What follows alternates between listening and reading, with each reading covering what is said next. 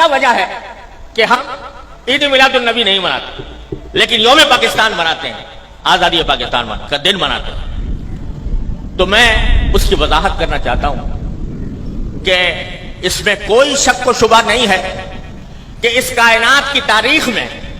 سب سے بڑا عظیم دن وہ تھا جس میں اللہ تبارک و تعالی نے اس کائنات کی ہدایت کے لیے جناب محمد رسول اللہ صلی اللہ علیہ وسلم کو مبعوث فرمایا ہے۔ اس سے زیادہ عظیم دن انسانی تاریخ میں کوئی اور نہیں جس میں آپ تشریف لائے، لیکن آپ ہی کی تعلیمات اور آپ ہی کی سنت اور آپ کے جانثار صحابہ کرام کی سنت یہ ہے کہ انہوں نے کبھی نبی کریم صلی اللہ علیہ وسلم کا دن نہیں منایا، اور اس لیے نہیں منایا کہ اللہ تبارک و تعالی نے رسول کریم صلی اللہ علیہ وسلم کو اس لیے مبعوث فرمایا تھا تاکہ آپ کی ہدایت کی روشنی سے یہ کائنات منور ہو اور لوگ آپ کی تعلیمات کی اتباع اور پیروی کریں۔ آپ کی ذات والا صفات وہ ہر قسم کی رسمی کارروائیوں سے کہیں بالا تر ہے، اور حضرات صحابہ کرام جو آپ کی زندگی کے ایک سانس کے بدلے اپنی ساری زندگیاں نچھاور کر سکتے تھے، انہوں نے کبھی یہ دن نہیں منایا۔ جب انہوں نے جو کوئی چیز نہ منائی ہو اور انہوں نے اس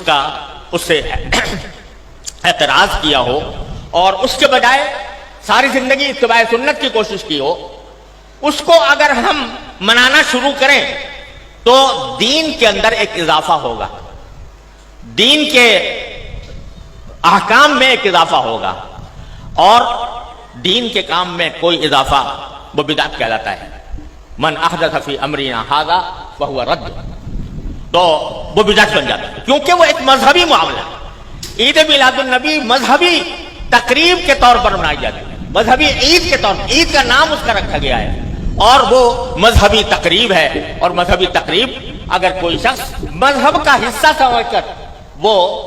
بنائے گا تو دین میں ایک اضافہ ہوگا جس کا نام بدعت ہے۔ اس لیے ہمارے اکابر علماء کرام نے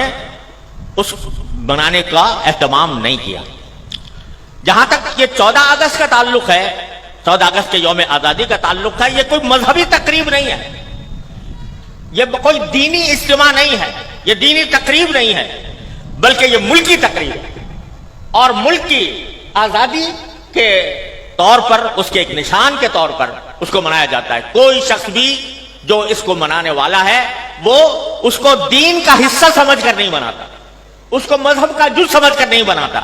بلکہ ایک ملکی تقریب ہے۔ ایک ملک کا اللہ تبارک و تعالیٰ نے ایک ملک ہمیں عطا فرمایا، اور ایسا ملک عطا فرمایا جس کی تفصیل مولانا عزیز الرحمان صاحب نے بیان کی ہے، تو وہ ہم ایک ملک کی تقریب کے طور پر بناتے ہیں۔ بدعت اس وقت بنتی ہے کوئی چیز جو شریعت میں نہ ہو اور شریعت کا حصہ اس کو بنا دیا جائے، لیکن یہ کوئی شریعت کا حصہ نہیں، یہ کوئی دین کا کوئی دینی تقریب نہیں، دینی عید نہیں، دینی مذہب نہیں، دین کا کوئی مذہبی حصہ نہیں، لہذا